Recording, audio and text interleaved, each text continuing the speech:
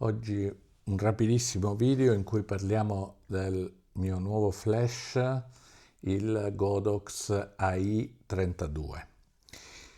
Questo è un flash che ho comprato soprattutto per le mie macchine analogiche, perché è un flash non TTL, ma che ha una funzione di automatismo che mi permette di rendere lo scatto, la flash photography su macchine diciamo più vecchie che non hanno sistemi automatici molto più semplice.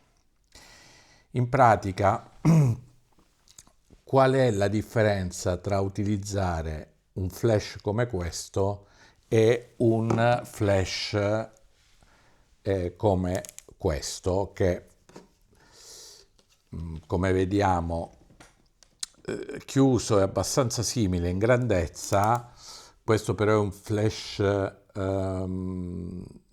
TTL con tante funzioni automatiche, ma non è così utile, perché queste funzioni automatiche funzionano solo esclusivamente. Per esempio questo è un flash per Olympus, quindi funziona solo l'Olympus e le Panasonic, ma non funziona con la Sony, almeno non negli automatismi. Per la Sony ne ho un altro, poi eccetera. Allora, per le macchine analogiche che non hanno la funzione TTL, il problema è che si è sempre utilizzato dei flash come questi antichi flashettini, che sono dei flash totalmente manuali. E il problema dei flash manuali sono due. Prima di tutto il fatto che normalmente i flash antichi hanno il problema che non sono preparati per le batterie ricaricabili, per cui praticamente l'entrata è molto stretta, l'infilate e poi toglierli diventa complicatissimo, perché si ristringono, ve lo aprono, quindi dovrei usare sempre delle batterie diciamo alcaline, eccetera, che non è quello che voglio utilizzare io. Mentre nei flash moderni, come questo, le batterie, anche quelle diciamo ricaricabili, entrano tranquillamente. Il secondo motivo è perché quando noi utilizziamo un flash manuale, e questo può essere utilizzato come flash manuale, se io spingo mode questo va in manuale, e come vedete in incrementi di 0,3 stop va avanti da un 128esimo a il full power, quindi 1. Ora, che cosa succede però?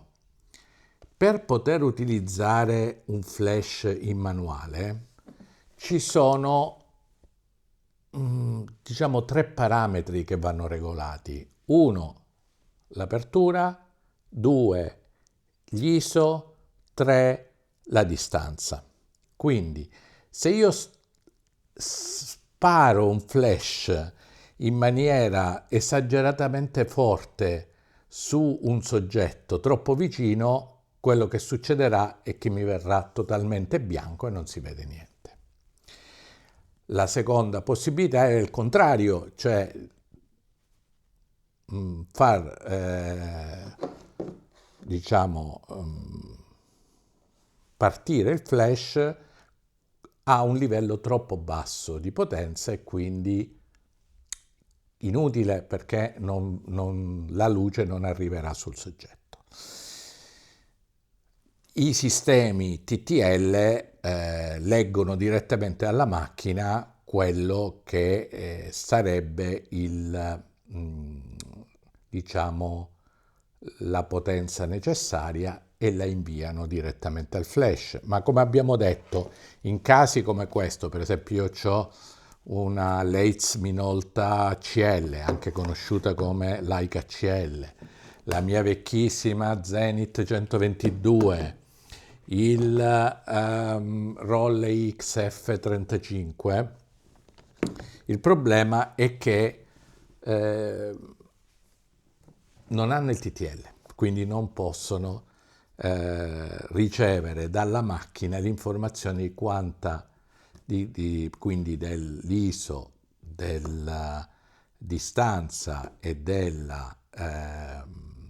dell'apertura del diaframma per poter calcolare la potenza del flash. Cosa succede invece qua? Che in questo caso noi abbiamo una modalità che viene chiamata automatica, quindi mod. Come vedete, poi se io spingo di nuovo mod per un tempo molto breve si accende la parte di ISO e posso cambiare gli ISO. Io normalmente utilizzo quasi sempre delle pellicole 400 ISO e quindi lo tengo, e quando si fanno poi mod vado sull'apertura e abbiamo l'apertura. Quindi se io metto la macchina a 5.6, perché normalmente per fare flash photography lo utilizzo in quella maniera, ma si può cambiare naturalmente F4, vedete F8 eccetera. Ancora mod, e a questo punto abbiamo inserito nella macchina diciamo gli ISO, abbiamo inserito l'apertura e non so se si riesce a vedere, guardate, sotto dovrebbe comparire qua nel quadratino che la distanza che può coprire va da 0,8 a 4,4 metri. E voi dite, ma com'è possibile? Perché da 0,8 sarebbe, facendo i calcoli sulle tavole di esposizione, dovrebbero essere un 64esimo di potenza, e full power 4,4 metri avendo questi due parametri. Vedete, scatto e lui calcola questo terzo parametro. Ma come fa? Se vedete qua davanti c'è un piccolo sensore. Attraverso questo sensore lui cerca di... Dovrebbe, in realtà, il parametro giusto dovrebbe essere la distanza, però lui in realtà fa un calcolo più semplice sulla luce ambiente. E devo dire che sembra funzionare abbastanza bene. Quindi quello che ci evita questo tipo di flash è dover fare, più che dover fare i calcoli, doversi portare dietro le tabelle con tutte le informazioni per calcolare la potenza del flash da utilizzare. Quindi è un aiuto enorme con le vecchie macchine. Ora, devo dire che io l'ho avuto la possibilità di provarlo e mi è sembrato funzionare bene, è comunque di grande aiuto e diciamo in mano plastichetta, ecco, non è un flash super mega ben costruito, però devo dire che questo permette anche che sia abbastanza leggero. Oltretutto un'altra cosa che ha è, come vedete, questa rotellina che permette al flash di girare o dritto davanti oppure a 90 gradi sopra, che è molto buono perché chiaramente se io ho un tetto su cui far rimbalzare la luce, ottengo generalmente una luce più morbida sul soggetto, quindi la possibilità di poterlo girare.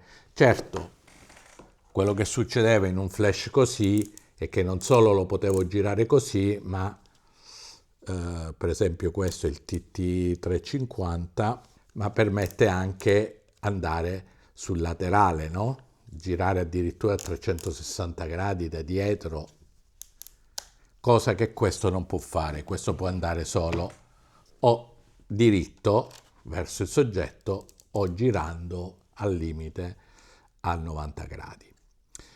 Spero sia stato utile a qualcuno, anche perché non ci sono proprio video in giro, c'è niente su...